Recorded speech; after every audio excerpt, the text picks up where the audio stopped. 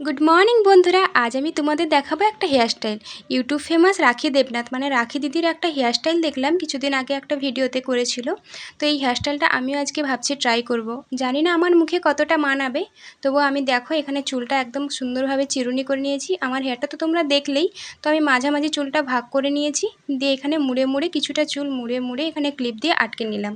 আর এইটা তো তোমরা সবাই পারবে আমি জানি, তবুও আমি দেখিয়ে দিচ্ছি মানে আমি আজকে নতুন ট্রাই করছি, তাই তোমাদের সাথে শেয়ার করলাম।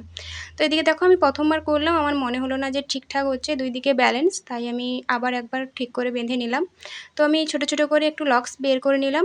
আমার সেরকমভাবে লক্স কাটা নেই, বাট আমার ছোটো ছোটো চুল থাকে চুলের সামনে কপালে।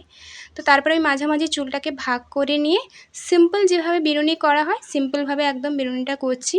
তো আমার হেয়ারগুলো তো তোমরা দেখতেই পাচ্ছ, আমি হেয়ার ট্রিটমেন্টও করি না কোনো রকম, একদম সাধারণ থাকি। আর আমি শুধুমাত্র নারকেল তেল ইউজ করি মাঝে মধ্যে, সপ্তাহে 2 থেকে 3 দিন।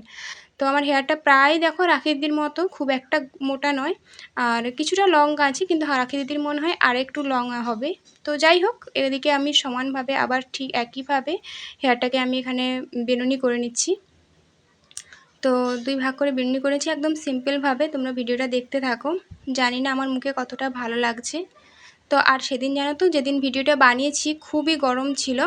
তো মেঘ বৃষ্টি হলেও একটু ঠান্ডা পড়ে হয়তো, কিন্তু সেদিন মেঘ বৃষ্টিও ছিল না, আর সত্যি খুবই গরম ছিল। আর আমি পাখা চালিয়েছিলাম, আর আমার তো রিং লাইট নেই, তো রুমের মধ্যেই ভিডিওটা করেছি। তো তারপরে এদিকে দেখো আমাকে কেমন লাগছে। আমার তো খুব একটা আমাকে স্যাটিসফাইড নই, কারণ আমার মুখে যেন মনে হচ্ছে খুব একটা মানাচ্ছে না, ছোট ছোট মুখে ভালো মানাবে। তো যাই হোক, আমাকে কেমন লাগছে অবশ্যই তোমরা কমেন্টে জানিও। ভিডিওটা ভালো লাগলে অবশ্যই লাইক করো, কমেন্টে জানিও কেমন লাগলো, আর চ্যানেলটা প্লিজ সাবস্ক্রাইব করে দিও। আর এদিকে দেখো তারপরে আমি ভাবলাম যে একটু হালকা করে লিপস্টিক নিয়ে নিই, টিক পরে নিই, তাহলে হয়তো রিলস ভিডিওটা বানাতে পারবো। আমার রিলসটা তোমরা দেখে নিও আমার চ্যানেলে গিয়ে।